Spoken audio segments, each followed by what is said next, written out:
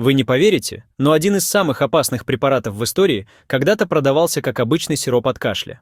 В XIX веке туберкулез был приговором. Врачи не могли его вылечить, только облегчали симптомы, особенно мучительный кашель. И вот в 1874 году химики синтезировали диацетилморфин, вещество, которое подавляло кашель и улучшало настроение.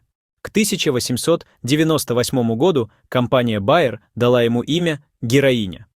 Он продавался в аптеках Европы и США как обычное лекарство, без каких-либо ограничений. Только позже выяснилось, к каким трагическим последствиям это может привести. Но к тому моменту было уже поздно. Вот так один из самых опасных препаратов в истории начинался как обычное лекарство от кашля. История медицины знает немало подобных случаев. Хочешь узнать больше? Подпишись и не пропусти следующие факты, от которых мурашки по коже.